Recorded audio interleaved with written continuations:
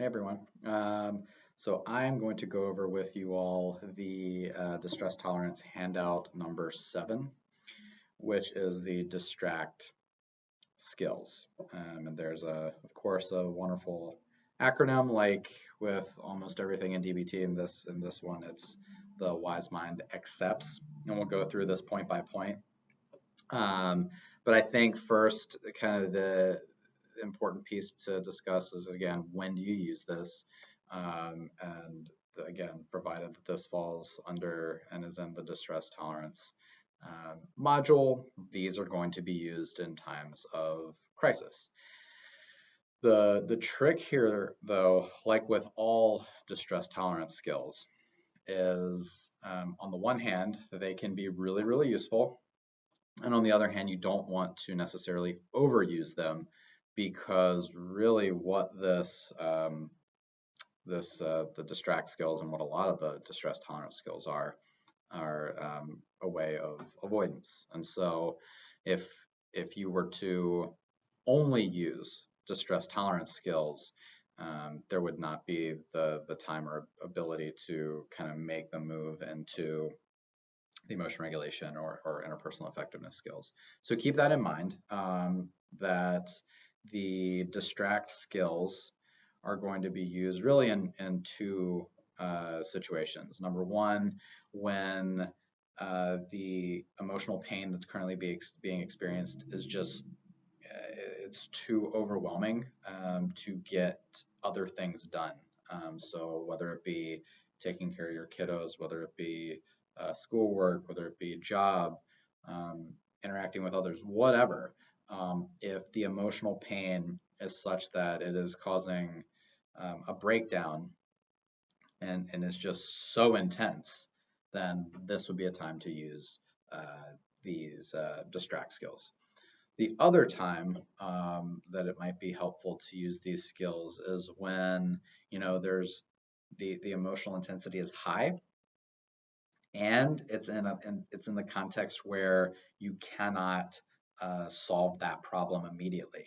And so inevitably there's going to be this period of time where there's going to be a significant amount of distress because you can't solve the problem, and it is natural and like totally reasonable to when there is a problem, we want to solve it. And when we can't solve it, then that's going to cause the distress to go up potentially even more. So um, I am going to go through these one by one. The first being activities. And so again, this is handout number 7. And if you look on here, you've got watch TV, you have play computer games, go for a walk or exercise, play sports, etc. These are actual activities to engage in. And the idea here is that you are engaging in some other activity that is, in essence, filling your short term memory with things that are not related to the current crisis that's going on. And so it has the ability to, decrease rumination. It has the ability to, in the moment, reduce emotional pain. And so, a good one to to give a shot. A critical point with not just the activities, but with all of these, and really with all of the distress tolerance skills, is that um, if you're going to use the skill, use the skill. And they might be like, what do you mean by that? So the example, let's use the example of watching a TV show. So you watch a really funny TV show that you enjoy, and you turn it on, but you aren't really watching it. Instead, you're still thinking about that crisis. Um, and really what's going on is you're ruminating about it. And then if someone were to quiz you on, well, what's happened in the first 10 minutes of the show, you would say, I don't know, because I haven't really been watching it. And so that's a critical piece for all these skills. If you're going to engage in a skill, then be engaging in that fully. And that is also where some mindfulness skills are going to come into play, because when you're using these skills, you're going to inevitably, your mind's going to go off, noticing it, bringing it back to whatever the stress tolerance skill you're engaging in. The second one, C, is contributing. And so what this is, you can look on here, find volunteer work to do, which is a great idea. And if it's something in the moment, like it's a little harder to just have happen, right? So there are other alternatives on here, like or there was at one point, like you can call someone, send an encouraging text message, write a letter to somebody. And what this actually has been shown to do, it refocuses attention away from you onto somebody else. And there are actually secondary effects like, again, not for everybody, but for some, things like increasing self-respect, increasing purpose in life, things like that. So another one to try out. Comparisons is uh, I'm lukewarm on it, and some people find it very, very helpful. So comparisons is when you compare kind of your current situation with somebody else's that is, for example, much, much worse than yours. And so the idea is that it kind of spins your current experience in a more positive way. Um, so a lot of folks say, I don't like the idea of doing that. And an alternative, though, which I think is on here, yeah, so comparing how you're feeling now to a time when you felt different. I mean, so using yourself as a comparison point, one thing that can be particularly validating and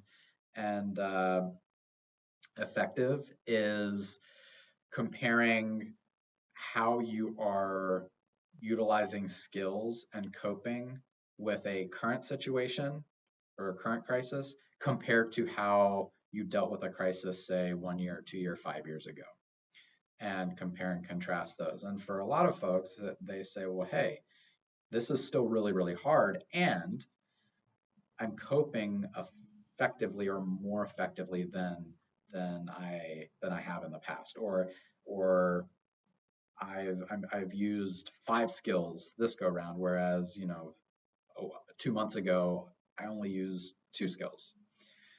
So that's the comparison skills.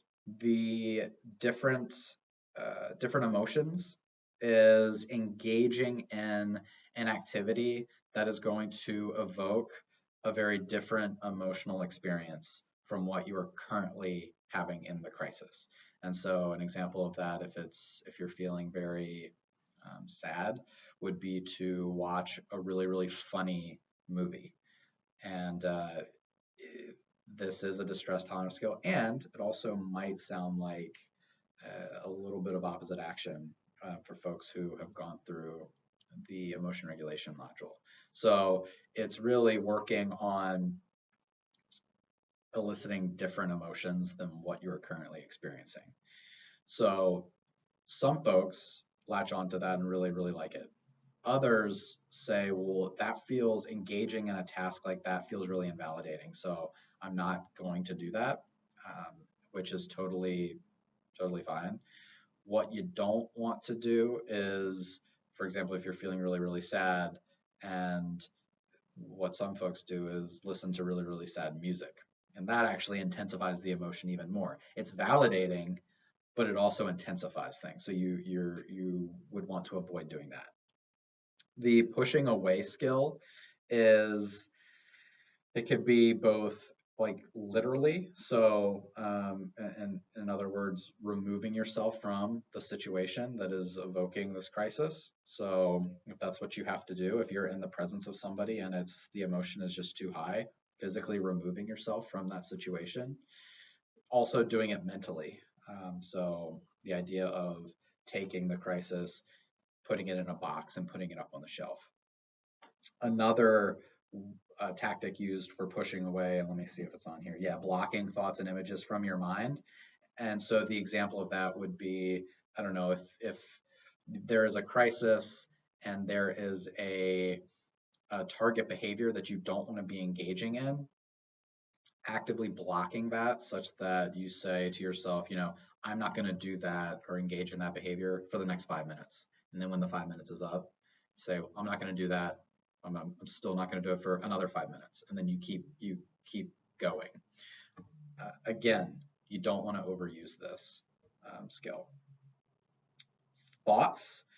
This is similar to the activities in that you are working hard and actively replacing thoughts having to do with the crisis with other thoughts in your short-term memory, whether it be on here, the examples are counting to 10, repeating words of a song, counting the colors in a painting or poster or out the window, etc. And lastly, you have sensations, which a go-to one is squeezing an ice cube. And the sensations piece, this has some overlap with the tip skills in terms of temperature.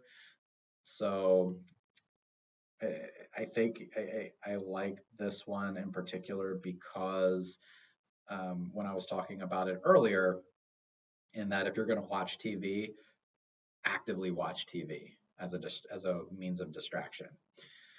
That's really hard to do if the crisis and the emotion is really, really high. And so sensations might be an alternative to go to if it's really, really high. Because if you, for example, jump in a cold shower or dunk your face in really cold water, your body automatically is like, whoa, that's a really strong experience. And for that brief moment, it shifts the attention automatically. Other people do, for example, if they really don't like sour things, they might have a sour candy that they would suck on, or putting Tabasco sauce on your tongue, things like that. Because again, that can really shift attention automatically because the sensation is so strong. So those are the distract skills, and we'll see you all on Tuesday.